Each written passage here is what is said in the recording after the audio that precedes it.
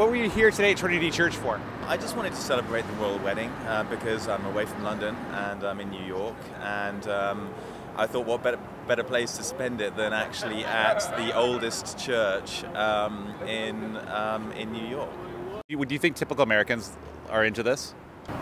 Yeah, I think we got over Maybe it. we're like the child that was cut off or broke ties but is now longing for the motherland. And I think we like the pomp and circumstance of it all, because Yeah. like we don't have that. 2 billion people globally are watching this today. Why do you think that is?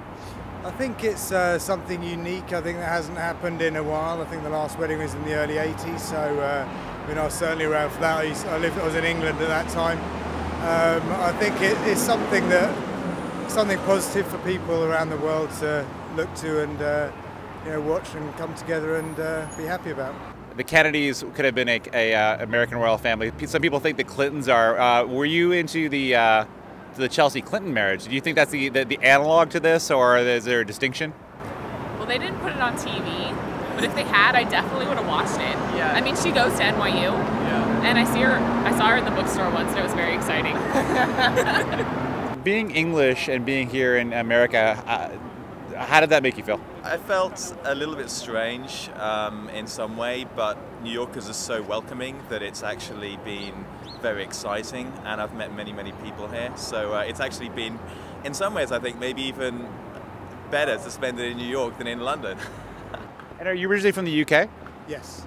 And so how did watching something from home make you feel? It was interesting, mixed emotions. It was, you sort of feel like you wish you were there in some respects, because that's where I was born and that's where I was brought up. But it's good to see the coverage, globally, be able to watch it here and not miss out on anything really. What do you think about the idea that women are sort of socialized into being like a princess and getting carried away by a prince? Do you think that plays at all in this? I think it does, and it's kind of like a real life fairy tale for women, because like she was a commoner and not like one of the royal family. I think it bridges the divide that some people see between the royal family and the commoners, if you like. So I think it's a very good thing for the country. Well, first of all, I would never call anyone a commoner, because I think that's a little degrading. And I think that what she is she's a beautiful woman who married a prince, and I think that gives everyone hope. When the succession goes on, are you worried at all about it going to Charles and hopefully to William? Do you think it might change at all? No, I think it's just going to carry on great tradition, and I think we can all relate to Prince William, or our generation can. Yeah, definitely. A bit more. Do you think this is going to rejuvenate the royal family? Absolutely, without a doubt. It's what it needed, really it did, because now William's old enough to get married, and now we've got a new Princess Diana. I don't want to say a new Princess Diana, but you know what I mean, which is what the royal family needed. It's what we all needed. And why can you relate more to him than to like his dad? No, I think he's less stuffy. He seems more like a people person, like his mother was. Do you think eventually when Charles or William take the crown, do you think how do you think the royal family is going to do in the future?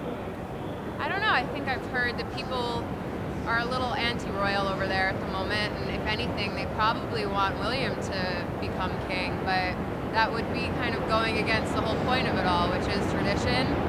What do you think about the future of the royal family? I can kind of see it just continuing as it is, in the sense that no one's taking any big steps to change it or get rid of it or improve it or give them more power. It just sounds like it is a tradition, and we are stuck in tradition in England in many ways, and I think this is just something that's going to continue indefinitely. Charles has waited his whole life for it. It would be a shame for him to miss out. I think he should be king, and I think he'll be a great king. Did you think at all about the Charles-Diana wedding while you're watching this? Not really, because that's so far in the past now. I think all eyes are focusing now on Kate and William, and I think I think a lot of people are maybe not thinking about that too much. There are other royal weddings, and you don't get the same kind of response from the public. I don't know. I think it's something about the legacy of Diana and the monarchy. I don't know. There's a lot to do with the fairy tale wedding and how it's almost a mirror image of the 1981 wedding between Charles and Diana. William gave Kate an engagement ring that apparently Charles gave to Diana. What do you think about that as an idea? I love heirloom. I love it. It's a symbolic thing. You know, he loves his mom and he loves her. So Diana got to be part of it, even though she wasn't there physically. Exactly. She's there in spirit. A lot of the buzz going up to this one was like comparing her to Diana and comparing what she was doing to Diana.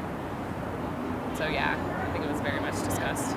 It did bring back memories of watching that wedding as well. Back in the 80s, it was obviously very similar, a lot of tradition there. And obviously, you know, William being Diana's son, it's I think quite a poignant moment in time.